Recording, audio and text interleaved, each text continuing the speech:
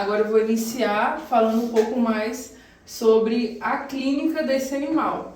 Então, nessa apresentação, eu vou comentar sobre as vias de colheita de sangue, falar um pouco sobre os parâmetros hematológicos dessa espécie e também algumas enfermidades mais comuns que acometem os anuros.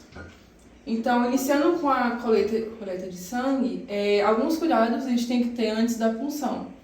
No caso desses animais, a asepsia prévia é diferente do que a gente está acostumado a fazer por conta da fisiologia dele, né? Então, não é recomendado utilizar clorexidine, álcool, iodo, porque é tóxico para eles, né? E também não deve se utilizar gaze nem algodão para limpar, porque pode agredir a pele do animal, causando irritações e o desconforto, tá? É importante lembrar também que o sistema linfático corre bem junto do sistema sanguíneo desses animais, então pode ocorrer de haver contaminação do sangue na hora da colheita, e essas amostras contaminadas devem ser descartadas porque pode alterar nos parâmetros.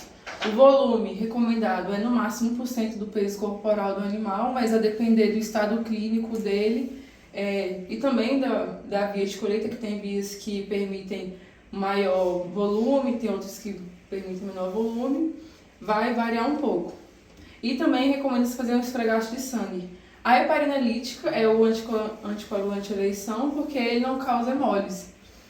Ele é melhor do que os outros. Aí a primeira via que eu trouxe aqui para vocês é o seio poplíteo. A Dandara, no caso, fez a colheita de sangue nessa via, foi feita com sucesso, ela conseguiu até de maneira fácil, assim, na segunda tentativa ela já conseguiu. Então é uma opção muito legal. Trouxe aqui a anatomia pra gente ver onde é que ele fica bem atrás do joelho, assim, e ele é mais caldo medial, a posição. Então a gente vai realizar a contenção dessa maneira aqui, segurando o animal pela barriguinha, né, posicionando de frente pro flebotomista, e vai adentrar com a agulha uma posição mais ou menos 45 graus atrás do joelho. Aí eu trouxe um vídeo aqui que mostra a moça fazendo na prática. Vou pular para a parte aqui.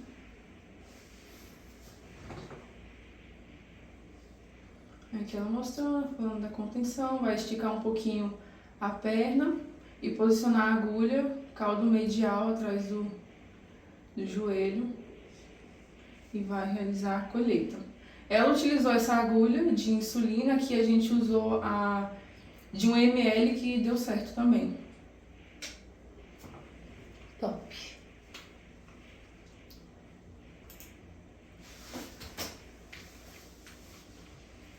A outra via também que é possível ser realizada é a veia abdominal ventral. Ela fica bem medial no animal, mas também dá para coletar com bastante volume e é uma ótima opção também.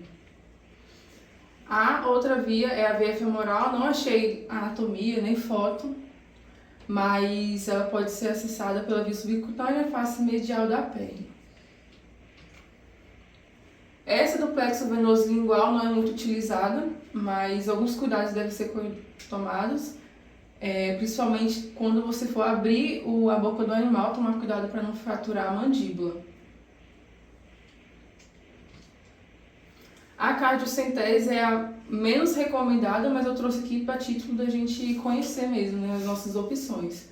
Recomenda-se utilizar o Doppler e ultrassom para guiar, né, a colheita, e também pode utilizar a transuminação com luz fria, que aqui seria uma imagem deles transuminando para conseguir enxergar direitinho onde está o coração.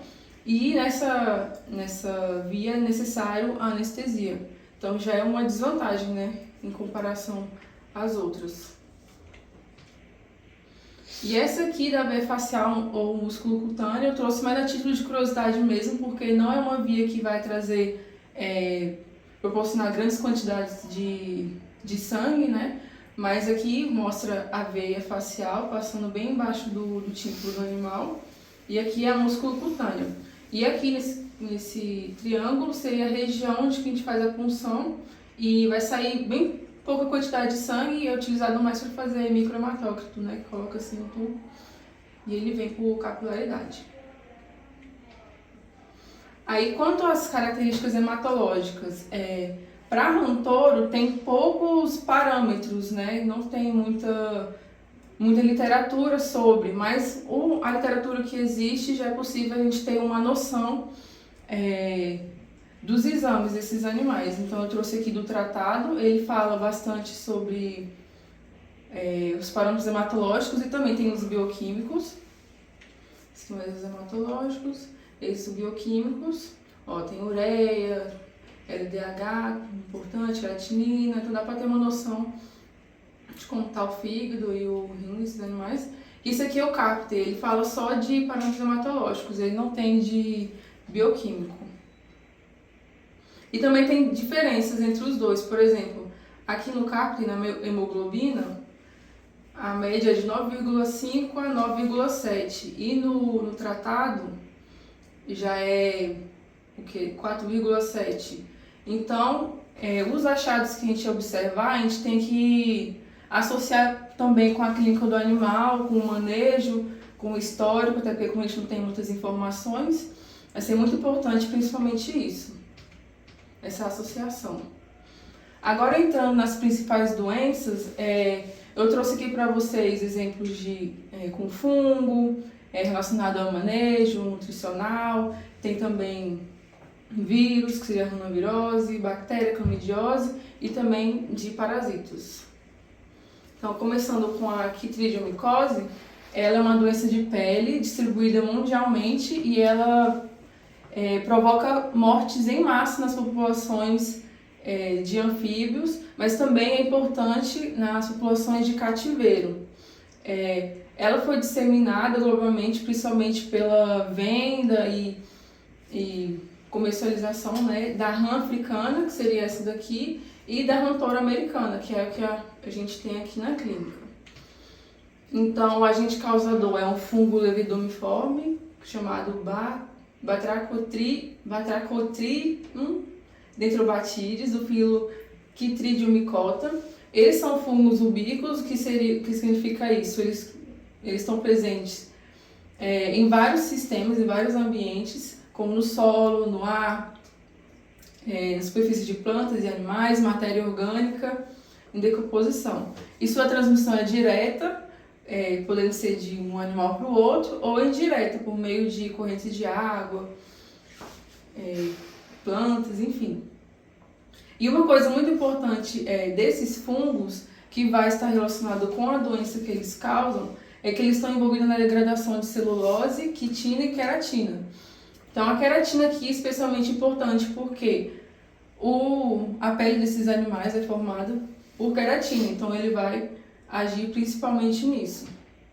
Então, para entender um pouco mais como ele age, aqui seria o ciclo de vida dele. Ele vai invadir a célula de queratina, vai se replicar e vai ser liberado no ambiente. Quando ele for liberado no ambiente, ele pode infectar ou uma própria célula de queratina do animal, outra célula, né? Ou ele pode ser liberado no ambiente e infectar outro animal. E esse vai ser o ciclo dele. Então, voltando à patologia, ele vai infectar regiões da pele que tem maior concentração de queratina. Então, nos girinos, vai afetar principalmente o disco oral, que é onde tem maior concentração de queratina, e em animais pós-metamórficos vai afetar principalmente a pele. E por ele afetar a pele, vai gerar desse desequilíbrio osmótico, que a pele é muito importante nesses animais nesse sentido, de respiração cutânea, hidratação, osmolaridade. E ele não vai afetar órgãos internos, ele só fica na pele, assim, na camada mais superficial. Então, as duas hipóteses dessa doença, as duas hipóteses que eles pensam que podem causar a morte seria a disfunção da pele, que vai prejudicar as funções fisiológicas, que é a mais aceita, e também a exposição às microtoxinas causadas por esse fungo. Então, também por afetar a pele, o animal vai estar exposto a infecções secundárias. Então, os sinais clínicos, eles são bem inespecíficos, igual as outras doenças que eu vou comentar aqui, seria anorexia, letargia, perda de peso, alterações comportamentais, como relutância em encostar o ventre no solo, variação de contato com a água, às vezes vai ficar mais na água, às vezes vai ficar menos na água, então tem que observar como é o normal desse animal. E também vai ter a perda do reflexo de endireitamento, que já seria afetando mais o lado neurológico. As lesões cutâneas visíveis, quando presentes, seria desequidise, hiperemia, hiperplasia, úlceras, necrose dos dígitos, das patas, descoloração cutânea, a pele fica mais marrom, meio vermelha, amarelada. E essa descoloração cutânea pode ser confundida com a síndrome da perna vermelha, que é algo que eu também vou falar mais na frente. E a textura da pele pode ficar um pouco mais áspera ou granulada. Aí aqui eu trouxe exemplos pra gente ver. Aqui nesse primeiro, a pele já tá bem amarelada, tem úlceras, pode dar pra ver umas granulações aqui nas patinhas, já com muita hiperemia, já tá bem ulcerado nas patas desse animal. Aqui dá pra ver também a desequidise e também as patinhas bem edemaciadas. E desse também a falta de pigmentação no ventre. Eu acho que também tem umas granulações aqui. Então, alguns animais podem ser assintomáticos e dentre eles inclui a rã americana, a rã africana e a salamandra tigre. Então, elas são principais carreadores dessa doença. Alguns animais podem ocorrer morte súbita e a falta de lesões cutâneas não exclui o diagnóstico. Então, tem que ser feito exames complementares para a gente saber o que está acontecendo e se é essa doença mesmo que está afetando o animal. Agora, entrando na síndrome da perna vermelha, ela é caracterizada principalmente por hiperemia ventral e associada com uma septicemia. É causada por um fungo, vários, né? Bactéria, na verdade. Bactérias gram-negativas saprófitas, podem ser aeromonas, pseudomonas, Klebsiella.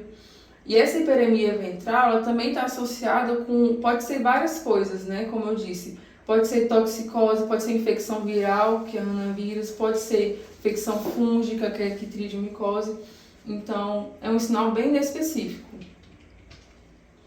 Então, os sinais clínicos nessa patologia seriam letargia, emagrecimento, ulcerações na pele, hemorragia cutânea, pontiforme nas pernas e no abdômen, hemorragia no músculo esquelético, língua e abdômen. Aqui tem dois exemplos de um animal que está mais severamente afetado e outro está menos, as pernas bem avermelhadas.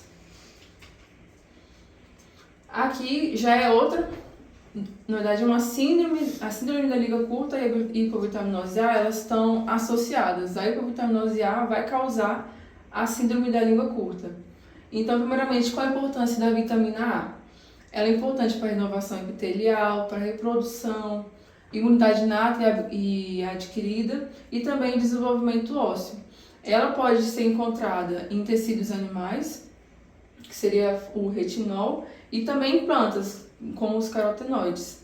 E a deficiência da vitamina A vai causar nesses animais a metaplasia escamosa, ou seja, o epitélio produtor de muco deles, que fica na superfície, na pele, né, e também na boca, vai se transformar em um epitélio escamoso estratificado queratinizado.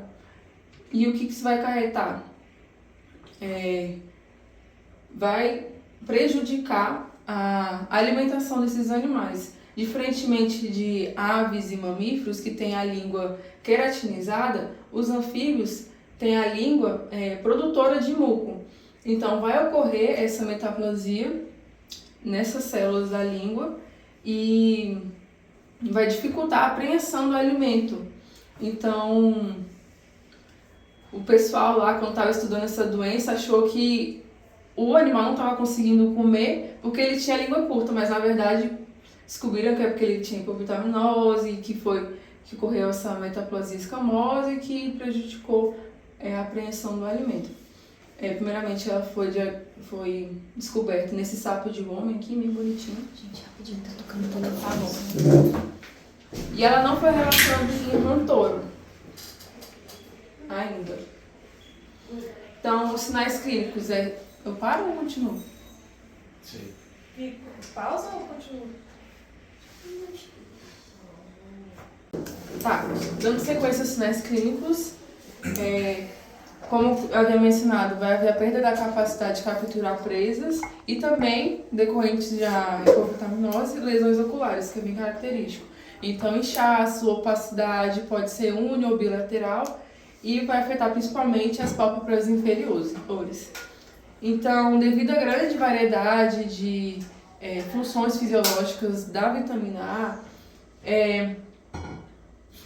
quando um anfíbio estiver doente, é importante a gente levar em consideração a hipovitaminose A, principalmente se o anfíbio for alimentado exclusivamente de insetos. Porque os insetos, se eles não forem suplementados, pode desencadear essa hipovitaminose. Então, a causa dela exata é desconhecida. E então os insetos podem ser utilizados na alimentação, pode ser tenebro, grilo, larva de besouro. Então a recomendação é que se polvilhe eles, suplementando, ou que dê rações, ofereça rações para eles enriquecidas com a vitamina A, para que seja, quando a mãe ingerir, ela vai absorver por consequência. Então, outros indicadores clínicos potenciais para a hipovitaminose seria infecções bacterianas e fúngicas em animais bem manejados, fracasso reprodutivo, que seria baixa viabilidade dos ovos ou alta mortalidade de irinos, retardo no crescimento, acúmulo de líquido corporal, secundário à doença renal, porque vai haver pode haver metaplasia escamosa nos túbulos renais, em alguns animais afetados com a hipovitaminose. Então, durante a anamnese, algumas práticas inadequadas que podem estar associadas com a hipovitaminose seria alimentar apenas com insetos, sem suplementação, usar apenas um método de polvilhamento, porque se o animal não ingerir no momento a vitamina, pode perder sua efetividade, usar suplemento mal armazenado e usar produtos vencidos ou abertos há muito tempo. Agora, um vírus, ele seria que causa o hanavírus é um vírus que pode afetar anfíbios, peixes e também répteis. A sua transmissão pode ser por contato direto, mas também pode ser por contato indireto, de ingestão de água contaminada ou por animais infectados, e não se sabe se há transmissão vertical. E o tempo de incubação dele varia de dias a semanas. Os sinais clínicos da hanavirose seria principalmente hemorragia, úlceras, alteração na coloração de pele, apatias, problemas de flutuação, nada escoronado e também pode ocorrer morte súbita. Ele vai afetar as células do animal, causando ou apoptose ou replicação viral, que vai causar a morte dessa célula, e levando à falência múltipla dos órgãos e em animais mais sensíveis. Em animais portadores, que não há sinais clínicos, pode-se observar alterações nas células renais e nas células hepáticas também. Aí aqui, algumas alterações causadas pelo hanavírus, que seriam essas úlceras na região de dígitos, e no membro torácico. E também esse animal está bem debilitado, ele está bem com perda de peso aqui, não está no peso normal. E a clamidiose, por fim, acho que ela é a última, ela é causada por uma bactéria, várias bactérias, Os sinais clínicos inespecíficos também seriam os sinais neurológicos, hiperemia, descamação da pele, despigmentação cutânea, petequias, distensão celômica, edema. E infecções bacterianas secundárias podem ocorrer nesses animais infectados pela clamídia. Tem o nematóide também, o rabidias. Enfim, ele pode afetar anuros, e ele é um verme pulmonar. Como ocorre a infecção? Os ovos desse verme vão infectar a pele e ele vai migrar para o pulmão e lá esse vai se desenvolver na sua forma adulta. E ele vai causar ali os sinais clínicos bem relacionados com essa questão pulmonar. As larvas às vezes podem ser encontradas na orofaringe do animal, que vai auxiliar no diagnóstico, e o ciclo de vida dele é direto. Então, por ter esse ciclo de vida, nesse sentido, o isolamento do animal e a higiene do ambiente dele vai ajudar com que previna que outros animais sejam infectados e ele também se reinfecte. Então, os principais sinais clínicos são respiração ofegante, bocejo frequente, letargia, emagrecimento progressivo, distensão abdominal, redução na resposta a estímulos, posição anormal de descanso, o animal vai se posicionar de forma que seja mais confortável para ele, então a tendência é que ele fique mais em pé, e irritação ou lesões graves na pele, que vai estar relacionado com a entrada das larvas. E é isso.